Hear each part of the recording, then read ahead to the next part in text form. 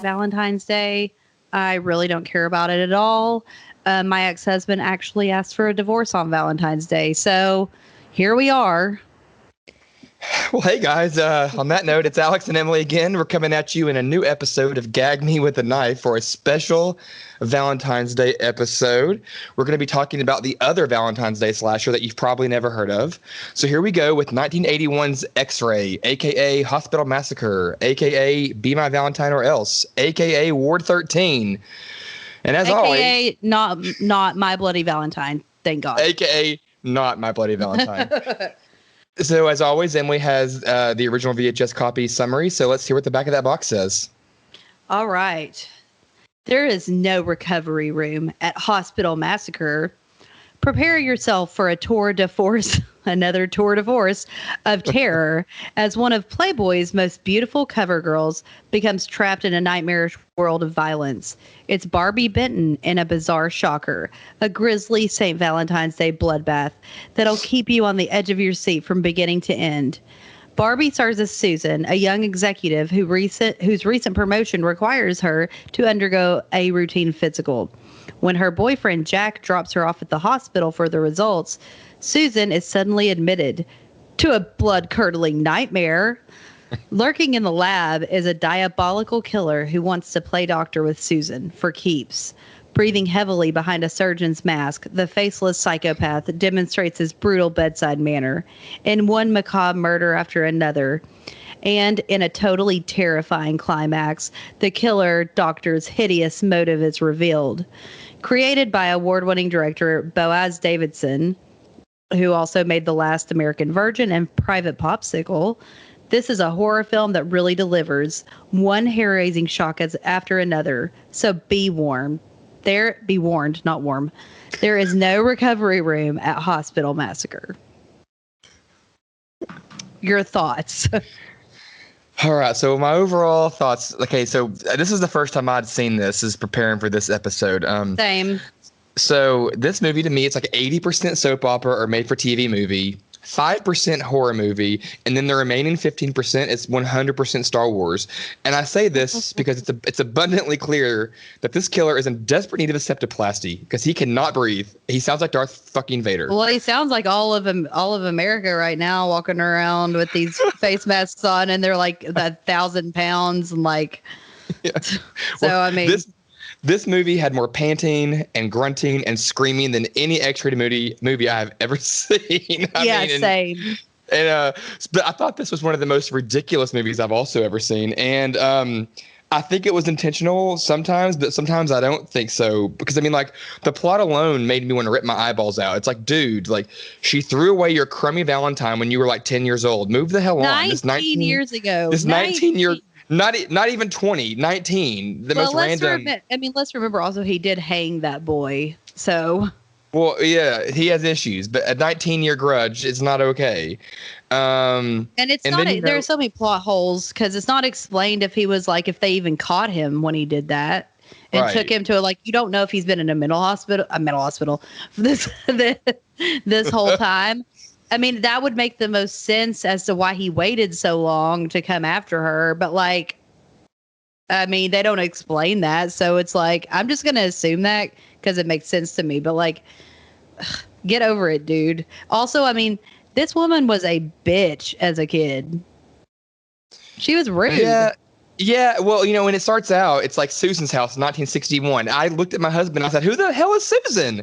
So apparently, she's some 10-year-old heartbreaking hussy. I thought I was watching Blood for a second. I was like, "Is this like Bloody Birthday?" And they messed it up because two of those characters are from Bloody Birthday. So I was like, "Yes." I was like, "I haven't watched that in a while. Am I watching this right now?" And it's just like messed it up. We were super confused because then, when she does come out into the kitchen with that swashbuckling sword that a pirate uses to cut a cake, I'm thinking this might actually be Bloody Birthday. And I forgot. Who lets a kid? I mean, I get what they were going for. They were trying to make it look scary, but it wasn't. And what kid has what? I mean, most people don't have that kind of knife in their house. Well, so yeah, she opens up the regular, normal cutlery drawer and diagonally placed over the whole tray is this literal one-eyed Willie sword. It's like a mini machete. It's insane. but I couldn't even deal with that. But then, so from the beginning to the plot holes that we're going to probably talk about that we've already, glossed over one or two already, despite of and including everything that we have just said, I also really enjoyed this totally outrageous experience. It was bizarre and had some really amazing kills. So before we dive into more of the movie, do you have any just general pre-thoughts that you want to share? I did, as much as there were parts that were I was just like, what in the hell is happening? That some of the kills were really good. I told you to be forewarned at two different parts, and I'm sure we will talk about those. I hope that you picked up on the two parts that I thought were I laughed out loud. And I thought that there were scenes, I don't think it worked, but I thought it was a good try with the fumigating, making things seem very surreal.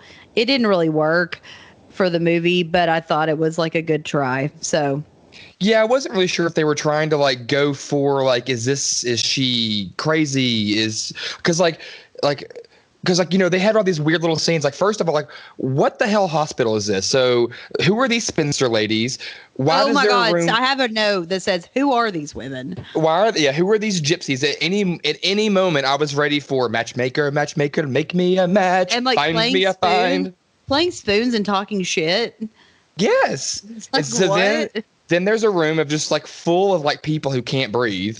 They're all tied to these machines and they can't breathe. Then she goes into a room that's everybody's in full body casts. And then there's this drunk, insane guy just peeping Tom around the whole building. What is this place? So I didn't know. Yeah, with that guy, I was they wanted a homeless character in the hospital, but there wasn't a way to have a homeless character in the hospital, so they just took the characteristics of the typical homeless guy in a movie in the 80s and they just put him in the hospital. Yeah, and they smoked. I know you could smoke back then in hospitals, but goddamn, I mean for they real, were smoking a lot. Well, so then I didn't know because they all are smoking so much, and I was like, maybe it's just a smoky hospital. What's going on? So I thought maybe they were trying to be a little vibey with all this, and the fact they didn't have hospitals are very bright, but in this hospital, all they had was one lamp in every room. It was so dark, everywhere they went. Well, and that's what some of the ways that they walked into these rooms gave me all those TV, movie, or soap opera vibes, because it just didn't seem like what you'd see on a horror movie or any movie. It seemed like what you'd see on Falcon's Crest or Fantasy Island or something. Yeah, there was one scene where there are three doctors. I think they're discussing her results, and they're all at a desk, and there's just a desk lamp, and it it looks like a Godfather scene, where they're talking about who they're gonna hit next. It's it's bizarre. Well, and then right before those doctors were talking, there was another trio. She's in the elevator, and this is the 9th floor. And there's those guys wearing gas masks from the they 40s. Seemed like the night before the director had gone to a rock concert or something, and they found this band and were like, "You want to be in this movie?" Because the guy in the middle is just I don't know if he just was told because of plays you need to talk like you're talking to the audience in the back, but he was screaming every line, and it was "This is the 19th floor," and I was like, okay guys, you need to y'all are not actors, you're members of some kind of shitty band and they had to put gas masks on you. This is ridiculous. And also, okay, so I did have, where was Harold for 19 years? Why is the boyfriend sleeping in the car for hours? Why is the janitor wearing a bow tie? He looking like he's gonna go start singing "The Candyman Can" in any minute, looking what's that guy's name? Not Mr. Joe Peck. Is it Mr. Joe Peck? Yeah. No, that's the candy. I think his name is just the Candyman. Whatever. It looked like he was about to just. Mr. Joe Peck is the newspaper guy. Oh, that's right. Fuck Mr. Joe Peck. Fuck Mr. Joe Peck. Sorry, guys. Little Willy Wonka. We hate Mr. Joe Peck. We have some strong feelings. We have some very, very strong opinions about Grandpa Joe. Oh God, we'll get him. What a lazy asshole. What a lazy asshole. But then before she even gets to the ninth floor and those Shakespearean actors or whoever they are screaming at her 3 feet away. So you see all of a sudden, like, she's wearing these white shoes and like just puddles of red stuff just starts dripping all over her. Like, that's got to be because of the homeless guy with the hamburger. I thought it was a drippy jelly donut. I had no idea what it was. It was a hamburger. Ketchup, it was ketchup. okay. Yeah. That makes so much more sense because I was like, that's the weirdest looking jelly I've ever seen. But the reason I also got distracted, whether it being a donut or a friggin' hamburger, I swear to God, this was like Quentin Tarantino in an old man face.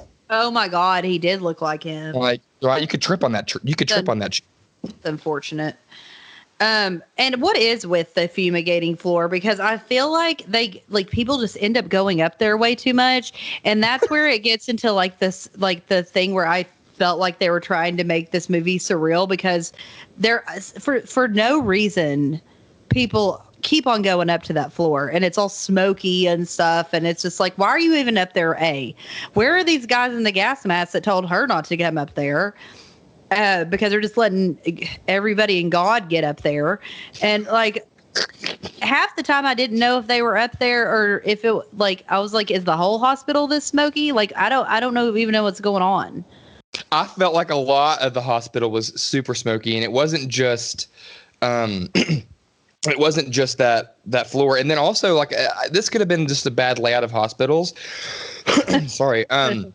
But, all the normal floors, like they all had like sets of like 3 and 4 steps in a row. And I know like the ADA may not have been implementing like best measures and practices then, but like, why are there all these steps in hospitals when, you know, now there's just like they're like slight inclines and ramps and stuff everywhere. Yeah, like because they didn't care about handicapped people at this time. This is a hospital. There are wheelchairs. Like there is definitely a wheelchair in one part that I love. God, you know what? We got to get to that because I forgot. I might have laughed, but what was that part? It's when it's when he kills that one nurse and then he's like wheeling her down and then just like out of nowhere pushes her wheelchair with her dead body in it into a room and just runs away. It's really ridiculous. He does it really fast. It's so funny because then he starts like going crazy and like beating on the walls and stuff. And it's like, calm down.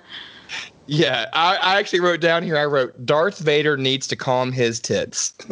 So, okay, so for those of you who haven't seen this, Susan is, you know, we already read the back of the box. She is at this hospital trying to get she just needs results for her health insurance at her job or something. So, and no one's giving her any answers, but they're holding her there. So she meets this intern, and I think she calls him Harry, right? His name's Harry. And he like comes in and out randomly, but he's like trying to help her because he's the first one that like finds that her stuff is abnormal, which it really just her x-ray just looks like there are those prank snakes that like pop out of. Yeah, that was the weirdest looking x-ray I've ever seen in my life. I mean, yeah, I would think it was weird too, but like it would obviously not be like I would know that was a con. I would know that wasn't real.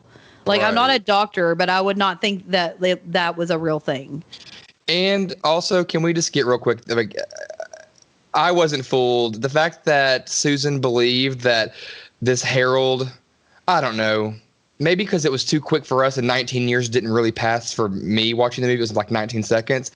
Nobody's surprised that that's the killer. Ain't nobody surprised. No, actually, well, the person I was watching it with didn't know.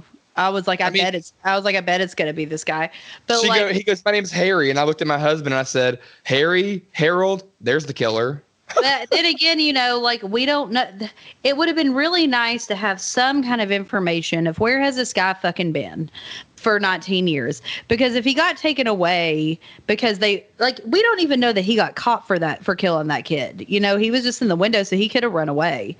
I mean, she definitely looked and saw him though, so she knew it was him. Right, but he doesn't look the same, and he's been gone. She hasn't seen. Well, she clearly hadn't seen him for 19 years. I don't know where he's been, but plot hole. Whatever. And then like, why is her boyfriend? He's like, oh, she's like, it's just gonna be a second. So he goes to sleep in his car, and he sleeps there for like a full sleep time, like 8 hours. It's like 2 hours, yeah, at least. I thought it was like 8. I was like, it's been a long fucking time, dude. Like, I mean, I remember taking notes whenever he gets killed. I remember writing his death is really cool. I was like, maybe if he didn't wait around for hours in the car during her appointment and was like there, maybe this could have all been avoided. Yeah, let's talk about the kills real quick. I know we usually do it at the end, but I think doing them now would be fine. Because, yeah. Okay, the janitor's death is super cool. I really like, he gets acid to the face. That's really cool. After he finds that dead body in the closet, in the closet. But when the janitor in the garbage bag, it is in a garbage bag in a closet. I think. Garbage bag. When the janitor does find, when he walks into that room with his bow tie on, not in a janitor's outfit, just FYI.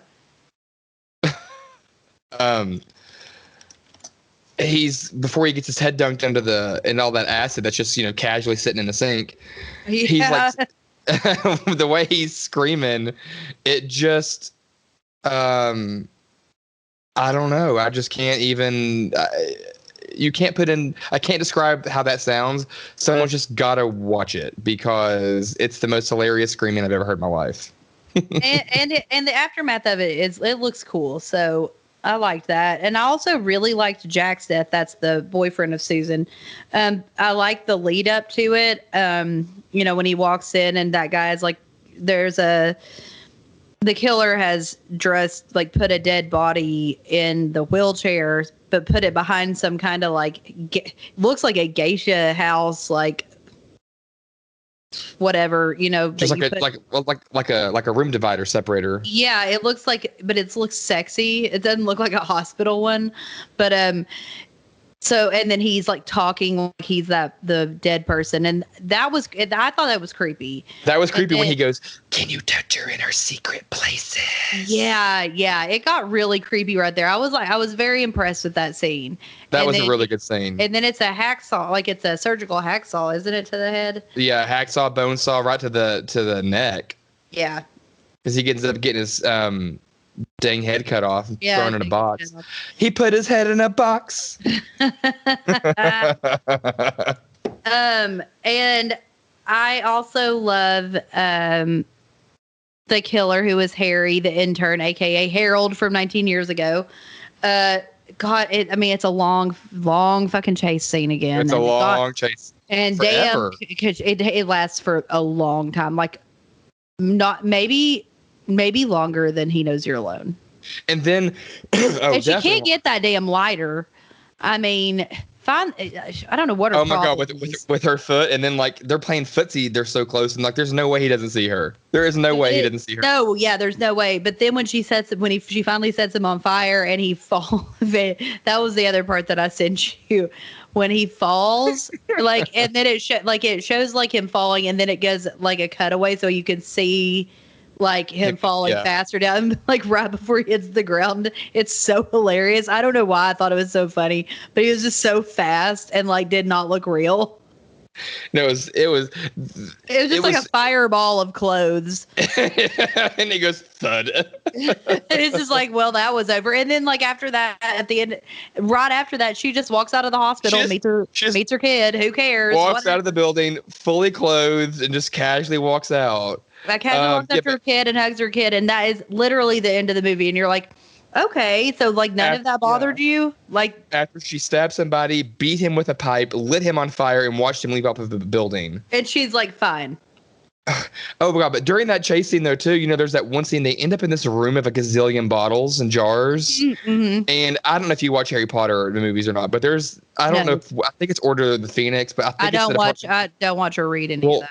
Our listeners might. But there's this scene, I think it's Order of Phoenix, and I think it's Department of Ministries or Magic, whatever, Ministry of Magic. And there's like this room of like a gazillion jars and like prophecies and stuff. And I swore that she was in that. So we'll have to see if anybody else agrees with me. Well, maybe they will. I have no idea. But what other kills you got? Well, those are the kills that I really liked. I mean, there were other good, like the other one. None of the kills were bad.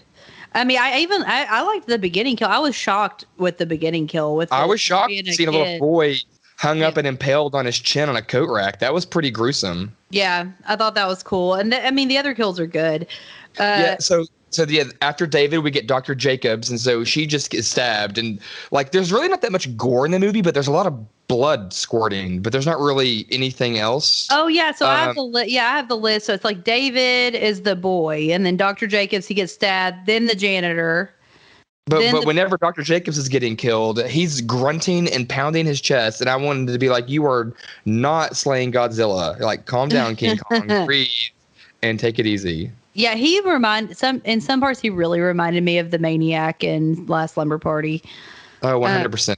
Yeah. So then you have the janitor, which we've talked about. Then you have a pair of lab workers, Susie, who's stabbed, and Nancy, who's strangled with a stethoscope. But it doesn't have like one of the parts to it. Oh, right. But Susie, though, when she was in the lab, Susie, a.k.a. Mavis Beacon on that damn typewriter, did you see her? She was going crazy on that thing typing that report. Do you remember that at all? Yeah, yes. That was totally getting me. But then when she gets stabbed, then, like, you know, she gets quickly and forcefully shoved into a closet right after it. In a closet. And then you have Jack, who's Susan's boyfriend, which we've talked about at length. Mm-hmm. But that, just FYI, that is that guy is one of the actors from the movie The Hitcher, so I thought that was interesting.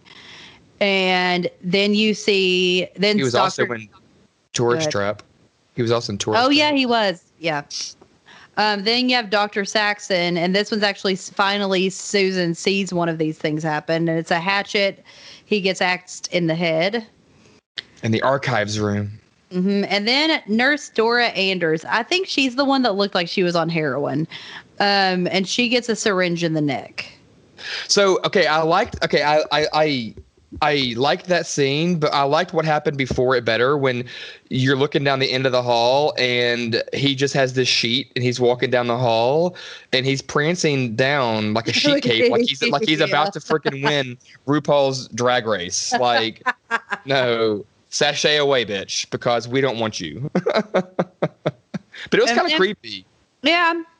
It gave me Exorcist 3 vibes in that one scene where in Exorcist 3, you know, where it comes right out. I know what you're talking about, yeah. It gave me those vibes, and I don't know if that came out before or after this. I would assume, actually, I don't know when to assume. So I think it came out after, because The Heretic didn't come out till like the late 70s, early 80s. I think The Exorcist 3 didn't. I think it came out in like the early 90s. I'm about to say, I think it actually might have been a 90s movie. I think it was 90, to be honest. Like, so yeah, something like that. So okay. Then you have Dr. Beam. He gets an arrow through the neck. I mean, why is there an arrow in the hospital? I have no idea. Plot holes. At least with that one guy, he was with the boyfriend. He gets decapitated with an electric orthopedic saw. Like, why is there a damn arrow? I know. Made no sense. And then our last kill is obviously Harold, who's burned alive and falls off the roof of the hospital. Love it. Which was so fun. It made me laugh so hard. Yes, Exorcist 3 was 1990, by the way. Oh, okay. So I also, let's see. I'm trying to find my other. Like I made some notes. Well, we have got to talk about. Why did she put on a full-on Playboy shoot to get her damn blood pressure taken? Like, what's going on here? Because they wanted to show that her weird puffy areolas. That was she had the weirdest boobs I've ever seen. And I mean, and I've seen Maria's from Slumber Party Massacre 3. And apparently, because I was looking this up, I was like, what the fuck is up with her areolas? Because they're like huge and they have these like puffy things on them. And apparently they're called Montgomery glands. Well, I have not seen a lot of breasts, so I'll take your word that that they looked odd. Well, the only difference in her and Maria was that Maria's are like way dark, like way like brighter red. That hers were just as big. But it was so weird. She was sitting there, like she got changed behind that sexy geisha thing. And then she comes out, and the second she comes out, she takes her gown off. I'm like, well, why was any of that a thing? Like, if you're just gonna sit there naked and have your breathe with a stethoscope and get your blood pressure taken, like, it just made no sense to me. I will say like, she looks cute in her little like hospital gown than the rest of the movie. I think she wears it well. But, okay. I mean, Shantae, she stays. I also just don't think that they knew what kind of like movie they were trying to make with all these surreal scenes, because a lot of those scenes with like the women, with those old women, it almost seemed like dreamy, like it wasn't really happening. Well, and at the very end, they start running into the room. I'm like, what are these women? Yeah, I have so many times where I wrote down, what is up with these women? What are they? And then I know that like one of them was definitely it was a man in drag too. Like I'm 90% sure. One of them was definitely the gypsy from Drag Me to Hell. But no, one of them was a guy in drag, which I'm like I have no issue with. But like, what if that really serves no purpose, especially for like 1983, like just having a random off character that's supposed to be an old woman as a man in drag. I was just like, I mean, just would get an old woman. I don't. Okay. Yeah. And then like it was usually around them, but it happened more towards the end. There'd just be like random chanting, like, and I was like, I don't know if I play a game called Skyrim.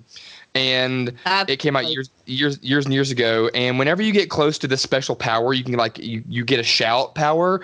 It starts chanting, and it starts getting exponentially louder the closer you get to this carved marking rune or whatever. And I was like, what is happening? Am I playing Skyrim? Because it was very climactic. It was like crescendo chanting or something, you know? Yeah, except for that the movie was so poorly paced, it didn't matter. It was like, okay, so I know that this was this was Boaz Davidson's first English speaking movie. He was actually like a very prolific director in Israel, but this was his first English language movie that he directed, and he came on the day before they started filming. So I don't know if I've not seen any. I've seen the Last American Virgin. I don't remember much about it because it's been a while. But like, I just don't think he had any idea how to pace for suspense. The scenes go on for way too long. The tension rarely builds. It just go like there are scenes that just go on and on and on. And it's like if he had stopped it, like 10 minutes before, then maybe like there would have been some tension there, but it keeps going for so long that it just loses any steam, and it's just like, okay, I don't care anymore.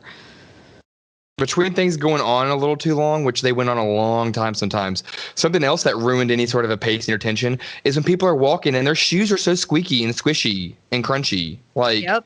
You can like hear every fiber in their shoe moving. And also, like, did you really give a shit about Susan? Because I didn't. No.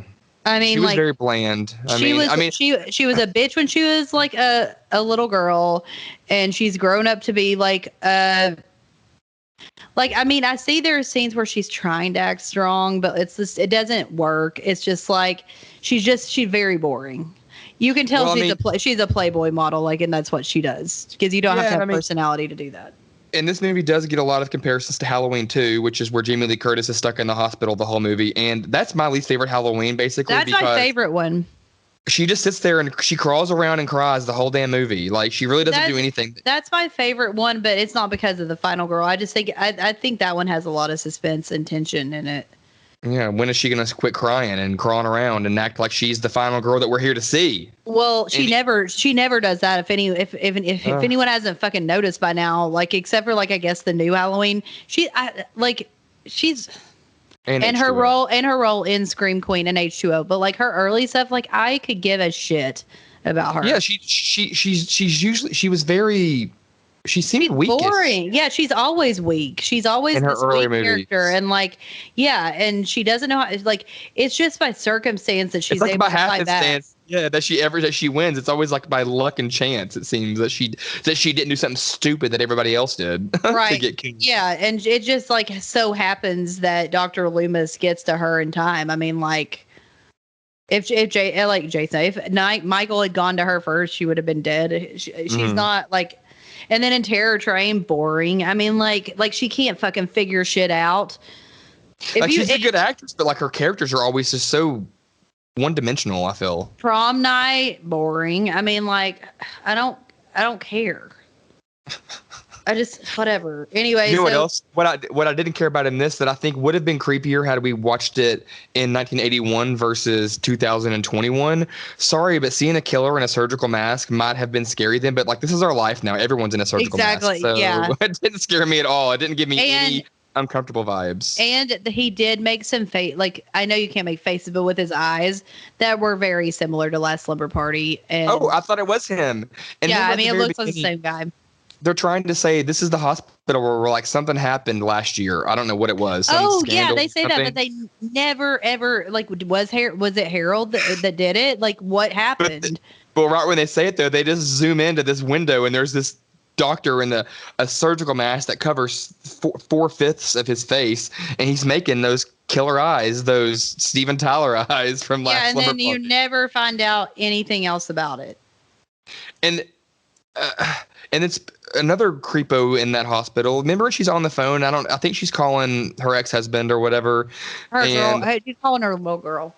Yeah, and there's this guy that walks up behind her and just like stands there, and like he's got more hair on his face than the Wolfman. It wasn't okay, so it wasn't the homeless guy, and it wasn't the Wolfman either. No, the homeless guy does something else with her again, but this guy, I think he's a doctor.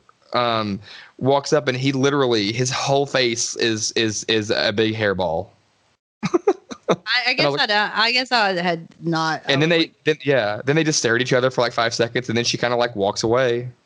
I also love that like the only real reason this is a Valentine's Day movie is because like there's just Valentine's decorations places, because otherwise it's not really like talked about at all. There's like, cut out construction paper hearts like randomly in a hospital like everywhere. Yeah, it's not like it's the annual Valentine's hospital party like or anything. It's just like we just know this is happening. We don't even know if it's Valentine's Day. We just know it's around Valentine's Day because of the decorations that are up. Well, and then the final thing when she's like, "What do you want?" He's like, "What I've wanted my whole life, your heart." Yeah, I mean, and that's the other reason because it connects with that, but I mean maybe the arrow death is supposed to be Cupid. Yeah.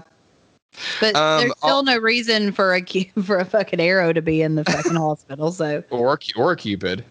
No, exactly. There's no reason for Cupid to be anywhere. He's creepy. And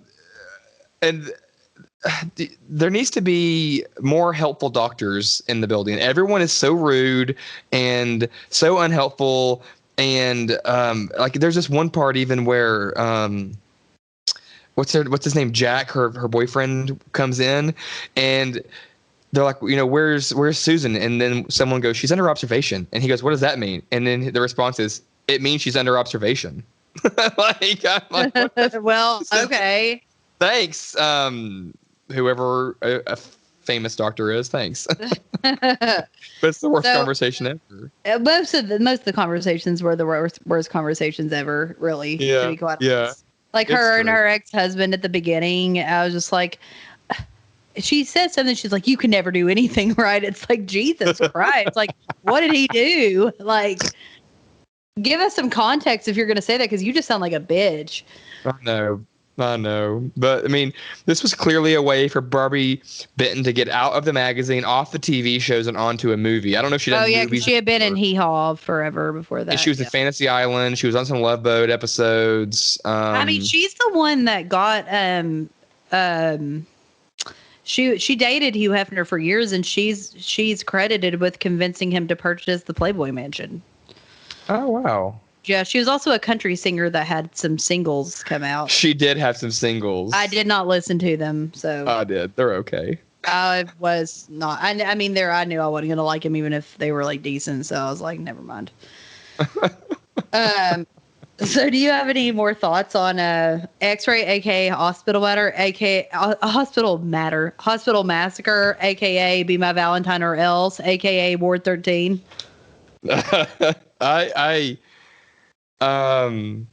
I do want to say that I'd still rather watch this than My Bloody Valentine on if I'm going to choose a Me Valentine's too. movie. So Yeah, hopefully everyone for enjoyed sure. listening to us talk about this instead of, I mean, there's so much out there on My Bloody Valentine, and there's really not a lot on this. So hopefully this will help it get this some exposure.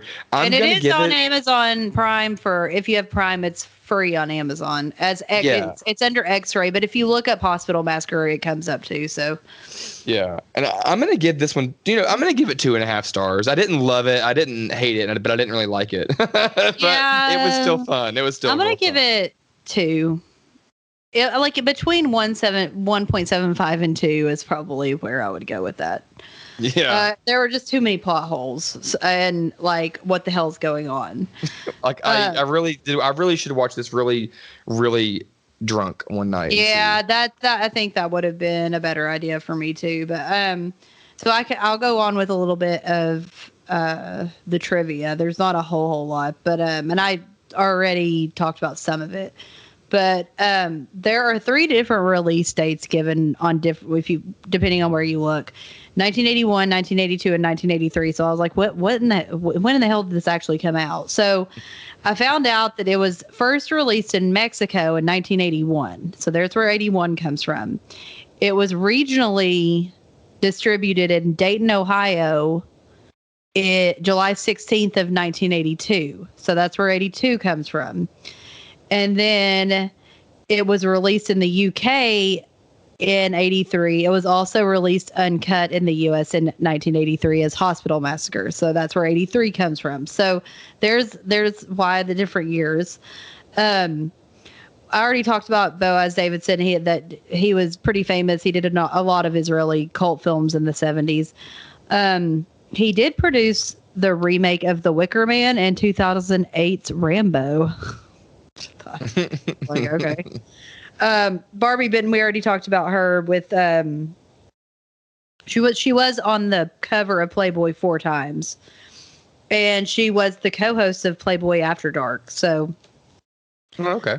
yeah.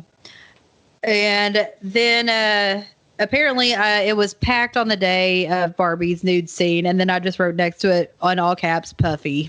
So I was like, I was assuming that people were like probably into it, but like some people were probably like, what's up with her tits? I don't know. It was filmed at night in an abandoned hospital. So I think, and I do think there are some good vibes. Although I think with the surrealness aspect that I think they might have been going for didn't work in some parts. I mean, I think it would have been fun to film it because abandoned hospital, that would be cool. But Oh yeah. it was apparently rushed into production. Well, no shit. And the kids, Harry and Susan, in Bloody Birthday, that they did that role the same year that they did Bloody Birthday. So they did both of those movies the same year. Yeah. Yeah. They were they looked the same age. Yeah, yeah. So that's all I have. Oh, and I gave my rating. So yeah. Before we end, can I ask you a Valentine's joke? Can you ask me one? Is it like a knock Yeah. knock joke? No. Okay, ask it. Okay, after I say this, you're supposed to say why. Okay, okay. You're not. I want to make a lampshade out of your skin Why? because you light up my life. You hate me. No. All right, everybody. Oh, no. That's gonna be it on this movie. So stay gagged on masks, stethoscopes, bone saws, and most importantly, stay gagged on the other Valentine's Day slasher, X-Ray, aka Hospital Massacre, aka Be My Valentine or Else, aka Ward 13. Stay gagged on those spoons that the old lady's playing, and stay gagged on that fucking lighter. Girl, pick it up. So we'll see. It's been Gag Me with a Knife. We'll see you next time. Stay gagged. Happy Valentine's Day. Oh yeah, happy Valentine's Day. Hope it's better than mine's ever been. Which is low bar, so you should be doing okay. See ya. See you guys.